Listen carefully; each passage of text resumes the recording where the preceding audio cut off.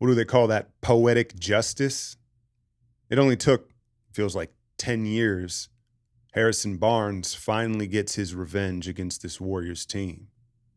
Game-winning three in, we've had a couple of these this season where it was like, this is the worst loss of the year. No. This is literally, objectively, the worst loss of the year. Come out, they look sharp, right? They look crisp. And it almost seemed as if like they thought they only had to play the first quarter like in Phoenix, right? It was like, all right, we came out and it focused and, it'll take care of things. No. San Antonio starts making threes. Keldon Johnson, Stephon Castle, remember, he's playing for Rookie of the Year. He's bringing it. Chris Paul goes 4 of 4 from three. And the Spurs are hanging around, right? To the point where they pull ahead by halftime. Now, Steph, I didn't see it. It was almost behind the cameras. He didn't get a call and he went down. I thought he may have tweaked the ankle. I don't know if it was the back or what. And then he has a finish a couple minutes later and he does like one of those somersault things. And remember, San Antonio took a timeout, or someone took a timeout. They were like, San Antonio's going to challenge. And I was like, oh, was that our timeout? And you could see Steph was stiff after that. That didn't feel good. And as tough as he is, he didn't let it show really, but I could tell on his rebounds. He, like when he got a defensive rebound, he didn't even elevate. He was just like, all right, I'm going to take it. I don't even want to jump right now. And he just like powered through it. And, the back eventually loosened up. Other things that happened to start the game was I thought they made a concentrated effort to get Kuminga a couple easy ones in that dunker spot running the baseline, right? And then he in turn showed some patience where all of a sudden he was like driving and looking to pass the ball, right? And then all of a sudden he got like a quick dunk.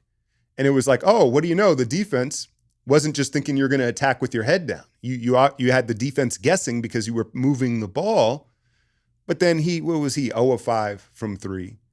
And listen, there will be a breakdown in the morning and we can go over the schematics of this loss. But I wanted to tap in tonight because, I know Dub Nation is hurting right now. Everybody's upset, mad. You can blame me. But I wanted to tap in and just give my initial thoughts. And what was troubling was the young guys got gun shy there at the end. That's what I saw. Both Pods and Moody didn't really seem to want to take a shot. And then the offense became super predictable. Draymond doesn't want to take a shot, even though he shot the ball well, right? But he doesn't want to take a shot. And so when you've got Pods and Moody out there and Draymond, three guys that the Spurs knew, hey, they don't really want to take the shot. Now they can sell out on both Jimmy and Steph. And it became predictable down the stretch. We got a Hemi game. What do you have? 28 points, 17 free throws. Like we got a Hemi game. I guess that's a positive. But it just became too predictable down the stretch, too stagnant. And one of the costs to the Jimmy Butler new look in offense is we work things down late into the clock because that's at the pace he wants to play. And so if a trap comes or the initial action doesn't work, guys are catching grenades, right? 4 or 5 seconds on the clock. And again, the young guys, it's one game. It's one game. It's not a playoff game. But down the stretch there, my sense was neither Pods or Moody really wanted to take a shot in the clutch. And then there's these turnovers back and forth. And again, Harrison Barnes, I can't help but smile a little bit.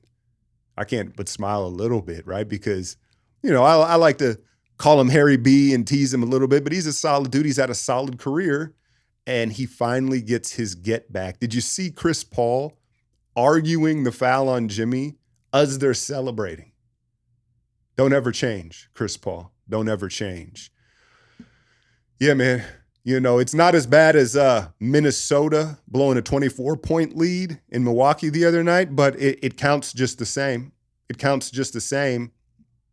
And I am concerned with Steph's back as it tightened up. And again, he powered through, but if you were paying attention, he wasn't moving great. It loosened up late, but there were some minutes there where it was like he was just like upright and stiff.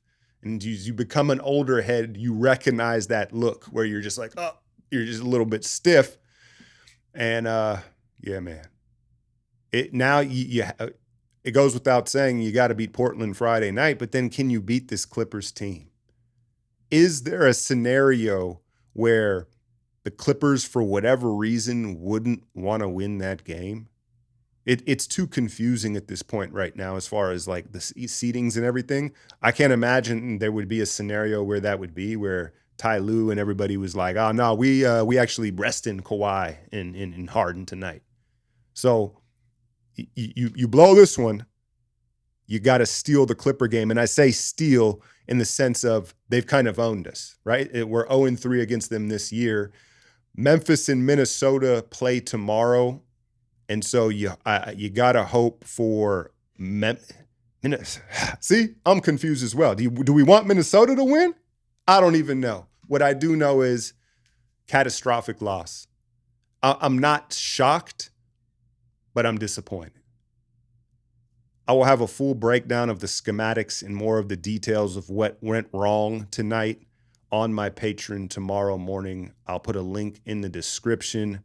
Dub Nation, let me know how y'all feeling. And you can't blame Kerr on this one. I'm sorry. Those of you that are already typing away about Steve Kerr's rotations, I mean, perhaps I'll entertain you here for a second. So we closed with Moses, Pods, Jimmy, Draymond, and Steph. Who would you have closed with? And don't say Kuminga because he can't make a shot right now.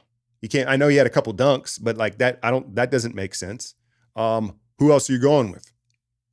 Looney? They were playing small. So I don't want to hear about Kerr's rotations in this one. It was just a team that didn't think they had to play the entire 48 on an older team on a back end of a back-to-back. And the young guys got gun shy and the offense became predictable. Good old Harry B put us away. Now, if we were to fall into that play-in, you'd assume we'd be the 7th seed, which would mean you get the home game. And if you win that, it's the Houston Rockets. Maybe that is how it's supposed to play out. Maybe that's the destiny, the fate of this playing out with Ime and all the smoke the other night. And if somehow you shit that one away, you'd have another chance against the 8-9 matchup, but then you'd get the Thunder. So there is a world. Here I am trying to spin some positivity out of it because the week of rest, I think we all agree, is the most important thing for this older team. But now that they've shit the bed here and there's a real chance they fall into the play-in, you could spin this and say, hey, I like our chances better against a young Rockets team. Thunder, I don't know if I'm going to even say that. I know they don't have the experience, but they look like a juggernaut to me. But again, I could see some people taking that view rather than seeing the Lakers or lining up with this Lakers team early in this seeding. By the way, speaking of Lakers, Dallas, did you see that? Some of you probably caught my tweet. Like, the Mavericks have somehow successfully got me to feel empathetic towards Luka Doncic. There hasn't been a second in my life that I've ever been like, oh, poor Luka right now. But watching that intro, he even gave us a little lip quiver, right? His lip quivered a little bit. And I was like, dang, I kind of feel bad for him. He's really hurt. And then he proceeded to put the hurt on the Mavericks. What, they have like a 45 piece. LeBron takes over down the stretch.